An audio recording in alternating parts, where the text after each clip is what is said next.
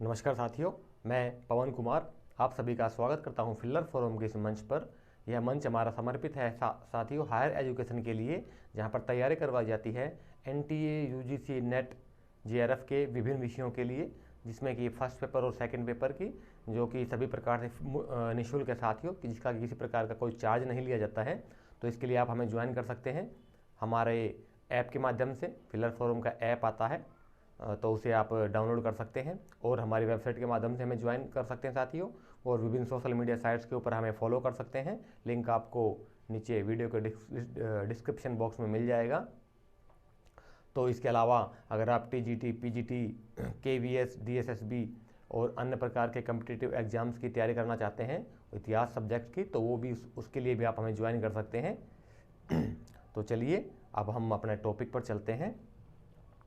तो जैसा कि आप देख पा रहे हो साथियों, आज हमारा टॉपिक है मृदभांड, पोट्रीज। इसके ऊपर हम आज डिस्कशन करेंगे। ठीक है, देखिए साथियों, काल निर्धारण के अंदर, समय मापन के अंदर, काल निर्धारण के अंदर बहुत सारी चीज़ें मैटर करती हैं। आर्कियोलॉजी सर्वे ऑफ इंडिया जब खुदाई करता है, या उससे पहले के जो ब्रिटिशर्स ने खुदाई की है, तो उन्होंने कालों को अलग अलग उसमें बांटा है। किसके आधार पर? जैसे कि सिक्कों के आधार पर, पोट्रीज के आधार पर। तो सभ्यताओं, संस्कृतियों को अलग अलग काल मापन निर्धारण की एक प्रमुख पद्धति है, जिससे कि जो मृदभांड जो है काल निर्धारण का एक बहुत अच्छा इम्पोर्टेंट रोल अदा करते हैं काल निर्धारण में, संस्कृतियों की पहचान करने में। इसी कारण से जैसे इसकी खुदाई जब की जाती है, हम किसी चीज़ की लंबवत खुदाई करते हैं, डीपली ऊपर से नीचे, कुएं की तरह, कुआं जब खोदते हैं तो कुएं की तरह ऊपर से नीचे जब खुदाई करते हैं, तो लेवल विभिन्न हमारे स्तर मिलते हैं संस्कृतियों के, विभिन्न लेवल मिलते हैं, विभिन्न स्तर मिलते हैं संस्कृतियों के, जिनसे कि हम अनुमान लगाते हैं कि ये संस्कृति जितनी ज़्यादा नीचे होगी उतनी ही ज़्यादा पुरानी होती है। तो इस प्रकार से हम उनका काल मापन किया जाता है, काल निर्धारण करते हैं। ठीक है, तो सबसे पहले जो हुआ था उत्खनन तक्षशिला जो कि आधुनिक पंजाब पाकिस्तान में है साथियों। तक्षशिला यूनिवर्सिटी बहुत प्राचीन है, वहीं पर उसी तक्षशिला की बात कर रहे हैं हम। तो वहाँ पर जो उत्खनन हुआ था उसके आधार पर वहाँ से हमें इसकी इंपॉर्टेंस पता चली। ठीक है, उसके बाद फिर आगे और उत्खनन हुए। ठीक है, तो सबसे पहले जो थे जो मृदभांड मिले वो हस्त निर्मित मृदभांड मिले थे साथियों। कौन से मिले थे? हस्त निर्मित, यानी कि हाथों से बनाए हुए हाथों से बनाए हुए मृदभांड कौन से समय के थे? वो मध्य पाषाण काल के माने गए हैं, मध्य पाषाण काल के माने गए हैं, जो कि हाथों से बनाए हुए मृदभांड थे। ठीक है, जो उसके बाद फिर चाक पर बनाए गए मृदभांड। चाक समझते हैं ना, जो एक रेडियस सर्कुलर व्हील के टाइप में होता है, जिसके ऊपर कुम्हार उसको घुमा करके फिर बर्तन बनाता है, मिट्टी के बर्तन बनाता है। तो वो जो मृदभांड बने वो माने गए थे नवपाषाण काल के। कौन से काल के? नवपाषाण काल के। उसके बाद फिर चित्रित मृदभांड जो आ गए थे, जिनके ऊपर डिजाइन किया गया था, चित्र बनाए गए थे, विभिन्न प्रकार की कलाकृतियां बनाई गई थी, वो माने गए हैं ताम्रपाषाण काल के, ताम्रपाषाण काल के। ठीक है, और हड़प्पा काल के जो मृदभांड हैं वो उनके ऊपर लाल और गुलाबी रंग के हैं। वो हड़प्पा काल के से संबंधित जो मृदभांड मिले हैं, जो पोट्रीज मिली हैं, जो मिट्टी के बर्तन पाए गए हैं, वो किससे सब कैसे हैं? लाल या गुलाबी रंग के रंग लिए हुए हैं। ठीक है, तो अब उनका काल निर्धारण किस किस कितने कितने भागों में बांटा गया है उनके ऊपर हम थोड़ा डिस्कस कर लेते हैं। सबसे पहला होता है हमारा काला व लाल मृदभांड। काला व लाल मृदभांड जो मिला है उसको हम ब्लैक एंड रेड वेयर, काला और लाल मृदभांड बोलते हैं, जो कि महापाषाणिक समाधियों से ज़्यादातर मिले हैं। महापाषाणिक समाधियाँ होती है साथियों, दक्षिण भारत में ज़्यादातर पाई गई है ये महापाषाणिक समाधियाँ। इनमें क्या करते थे लोग, जब मर जाते थे, उनकी मृत्यु हो जाती थी, तो उनको जब दफनाते थे तो उनके साथ में कुछ मिट्टी के बर्तन, मृदभांड भी दफना दिए जाते थे, क्योंकि वो दूसरी दुनिया में विश्वास भी करते थे कि भाई आदमी मर गया है, तो ये जब दूसरी दुनिया में जाएगा तो इसको कुछ सामान की जरूरत पड़ेगी, तो उसके साथ में कुछ सामान दफना देते थे। जैसे कि मिस्र के पिरामिड में मिले हैं, मिस्र के मेरा पिरामिड में भी सामान मिलता है ना साथियों। उनकी मान्यता थी कि मृत्यु के बाद भी दूसरा जीवन होता है। इसी प्रकार से दक्षिण भारत के अंदर भी महापाषाणिक समाधियाँ मिली हैं, जो आदमी को दफना करके उसके साथ मिट्टी के बर्तन भी रख देते थे, और साथ में कुछ अन्य चीज़ें भी रख देते थे, और उसके बाद उसको दफना करके ऊपर बड़ी बड़ी शिलाएँ रख देते थे, बड़े बड़े पत्थरों से उनको ढक देते थे। बड़े बड़े पत्थरों को के ढकने के कारण ही साथ ही उनको महापाषाणिक समाधियाँ कहा गया है। क्या कहा गया है? महापाषाणिक समाधियाँ। तो ये लाल व काला मृदभांड ज़्यादातर वहाँ से मिले हैं हमें। ठीक है। इनका जो निर्माण होता था इन लाल व काले मृद भांडों का, वो इजिप्शियन टेक्नोलॉजी से होता था। इजिप्शियन तकनीक यानी कि आज की जो इजिप्ट यानी कि मिस्र जो है आज का, मिस्र में भी इसी प्रकार से बर्तन बनाए जाते थे। और उस समय दक्षिण भारत की जो महापाषाण काल जो सभ्यता थी उसमें जो बर्तन बनाए गए थे वो सेम एक ही टेक्नोलॉजी पर बनाए गए थे साथियों। तो इजिप्शियन तकनीक है कि एक तो बर्तन देखो साथियों सीधे होते हैं, हम नीचे से आग जलाकर सीधे पका लें। एक होता है कि उनको उल्टा रख करके फिर नीचे से आग से पकाया जाना उनको।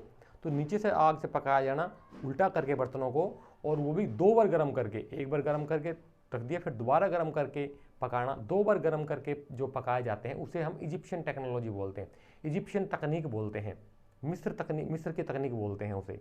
ठीक है, तो ये पकाए गए थे। प्राप्ति स्थल कौन कौन से हैं तो प्राथमिक रूप से जो पाषाण काल की जो है अतरंजी खेड़ा, चिरांद और पिकली हल, ये जो है ये नवपाषाण कालिक स्थल है साथियों। पिकली हल कर्नाटक में पड़ जाता है आपका। ठीक है, ये तीनों नवपाषाण कालिक स्थल है जहाँ से ये पाए गए हैं।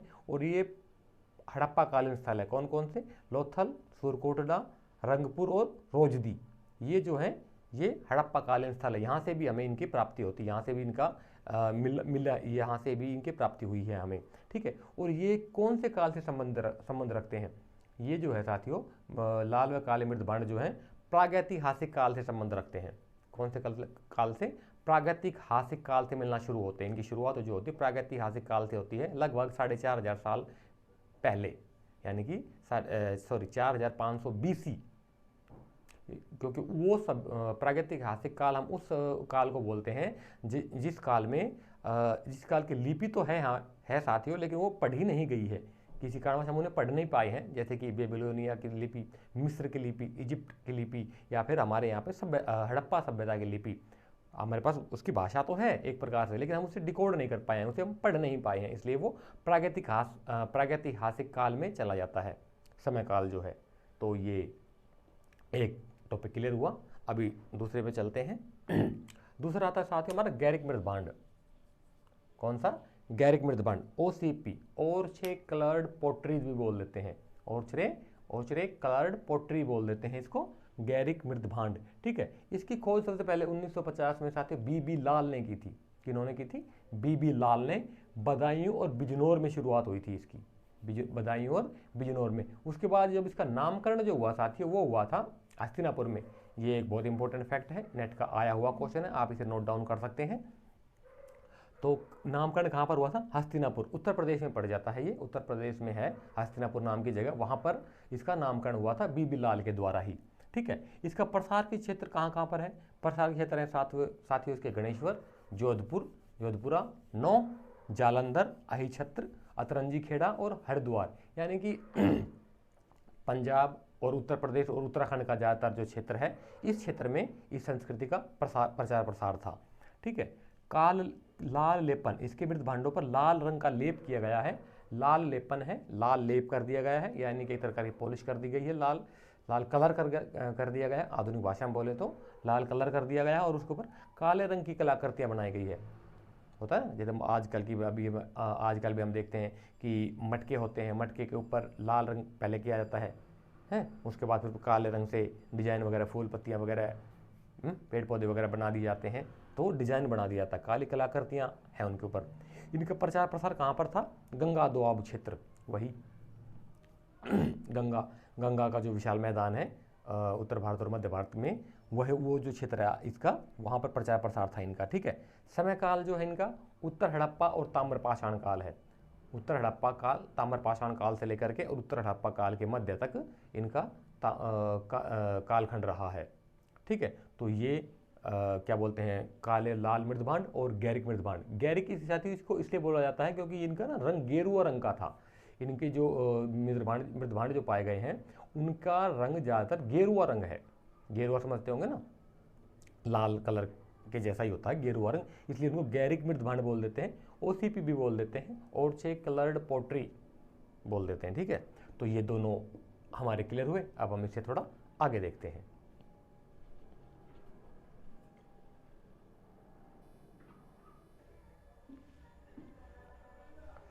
तो साथियों अब हम जरा आगे चर्चा कर लेते हैं। नंबर 3 पर आता है हमारा चित्रित धूसर मृदभांड, एक मिनट, चित्रित धूसर मृदभांड यानी कि PGW, पेंटेड ग्रेवेयर भी बोल देते हैं इंग्लिश में, पेंटेड ग्रेवेयर, चित्रित धूसर मृदभांड, जो कि इसकी सबसे पहली जो खुदाई शुरुआत मानी गई है बीबी लाल के द्वारा अहिछत्तर में पाए गए थे। ये कहाँ से? बीबी लाल के द्वारा अहिछत्तर में जब खुदाई हुई थी वहाँ से इसका हमें सबसे पहले पता चलता है। उसके बाद फिर हस्तिनापुर का उत्खनन जब हुआ था 1954 में, 1954 में बीबी लाल के द्वारा ही वहाँ से समग्र रूप से सभ्यता जो प्रकाश में आई थी और इसका विस्तार वहाँ से शुरुआत हुई थी इसकी और ज़्यादा। ठीक है, इसका समय काल जो माना गया 600 BC से पहले तक, यानी कि उत्तर हड़प्पा काल से लेकर के 600 BC के बीच का जो काल रहा है वो चित्रित धूसर मृदभांड संस्कृति का रहा है। ठीक है, इसका प्रसार क्षेत्र कौन कौन से थे, कहाँ कहाँ से ये मिले हैं? तो अहिछत्र, भगवानपुरा, ददेरी, हस्तिनापुर उत्तर प्रदेश, मांडा जो जम्मू कश्मीर में है। मांडा जो है साथियों, एक इम्पोर्टेंट फैक्ट और भी है कि ये हड़प्पा कालीन स्थलों की सबसे उत्तरी क्षेत्र है, सबसे उत्तरी सीमा है मांडा, जो कि कश्मीर में है। ठीक है, उज्जैन मध्य प्रदेश में, कौशाम्बी और वैशाली। ठीक है, ये जो क्षेत्र है यहाँ से इस संस्कृति का प्रसार था। कौन सी का? चित्रित धूसर मृदभांड संस्कृति का ये प्रसार क्षेत्र था। ठीक है, इसको आर्यों का प्रतिनिधि भी कहा गया है। क्या कहा गया है? आर्यों का प्रतिनिधि की। आर्य जब आए थे तो वो साथ लेकर के आए थे आर्यों। ये जो सभ्यता संस्कृति है, ये जो मृदभांड है, आर्य भी इनको इस्तेमाल करते थे। ठीक है, इसलिए इनको आर्यों का प्रतिनिधि कहा गया है। लोहकालीन संस्कृति थी, लोहकालीन यानी 1500 BC से 1600 BC के लगभग समय काल जो रहा है। उत्तर वैदिक सभ्यता जो थी वो, उसमें लोहो के कुछ अवशेष पाए गए हैं, क्योंकि उससे पहले की जो सभ्यता थी हड़प्पा सभ्यता, उसमें किसी भी सभ्यता स्थल से जो है हमें लोहे के अवशेष नहीं मिलते हैं, तो लोहकालीन सभ्यता माना गया है इसको। कृषि के उपकरण भी सबसे पहले इसी संस्कृति से मिलते हैं, इसी समय काल से मिलते हैं।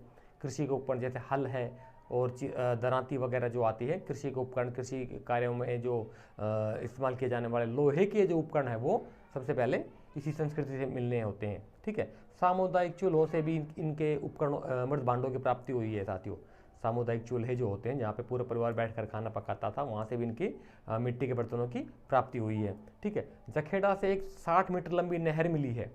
जखेड़ा से एक 60 मीटर लंबी साथियों नहर का अवशेष मिला है, जो कि उन्नत जल प्रबंधन का साक्ष्य प्रस्तुत करता है हमारे सामने चित्रित धूसर मृदभांड संस्कृति का। ठीक है, उस समय की संस्कृति का। यह जो थी संस्कृति प्रमुख रूप से एक विकसित ग्रामीण सभ्यता थी साथियों। क्या थी? विकसित ग्रामीण सभ्यता थी। ठीक है, अब थोड़ा आगे देख लेते हैं।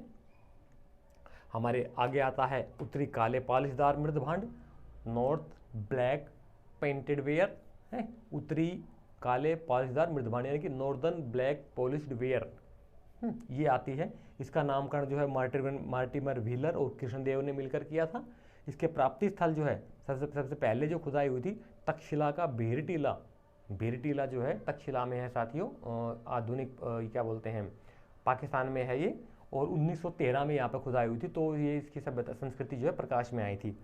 इसका समय जो काल निर्धारण जो किया गया है वो है 700 BC से 1 BC, यानी कि 700 BC से 100 BC के बीच में इसका काल निर्धारण किया गया है।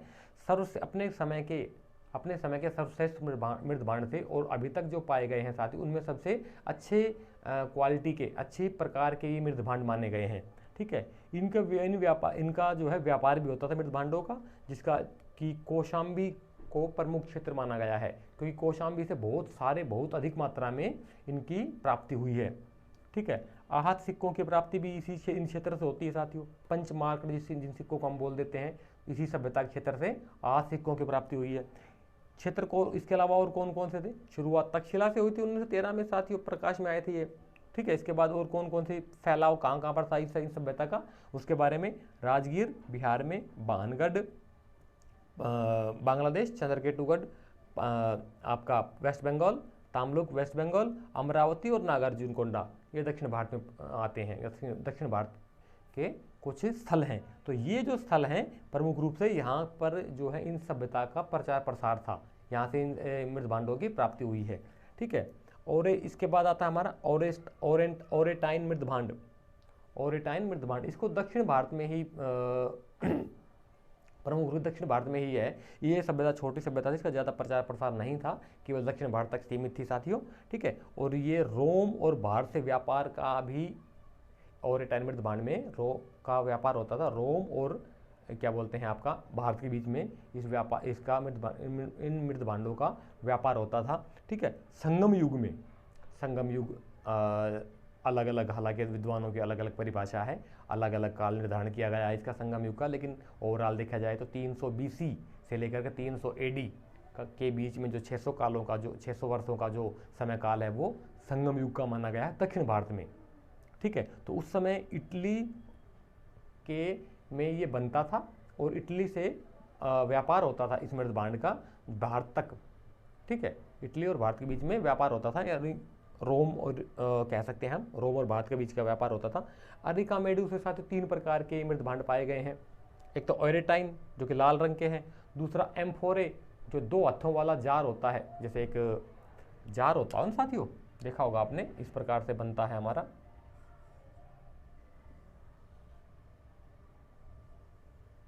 एक जार हो गया, एक हत्था इसका इधर लगा दिया, एक हत्था इधर लगा दिया, तो 2 हत्थे वाला जार बन गया हमारा, इसको बोलते हैं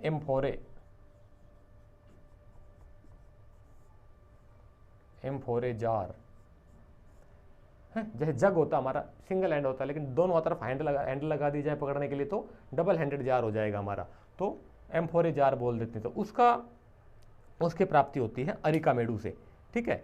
2 हत्थे वाला जार पाया गया था। और तीसरे नंबर पे चित्रांकित मृदभांड मतलब ऐसे मृदभांड, ऐसे मिट्टी के बर्तन जिनके ऊपर चित्रकारी की गई थी, जिनके ऊपर क्या की गई थी, चित्रकारी जिनके ऊपर की गई थी, वो मृदभांड भी वहाँ से पाए गए हैं, उसमें आते हैं ओरिटाइन मृदभांड में, ठीक है, जो कि संगम युग का समय काल रहा है उस संस्कृति का। तो ये 5 प्रमुख रूप से समय काल थे। लाइट चली गई है साथियों, हमें यहीं पे वीडियो समाप्त करनी पड़ेगी। तो तब तक के लिए धन्यवाद साथियों, आप हमारे साथ बने रहिए और अगली वीडियो में हम फिर दोबारा से मिलेंगे अच्छे चैप्टर के साथ, अच्छे कंटेंट के साथ। तब तक के लिए धन्यवाद। जय हिंद, जय भारत।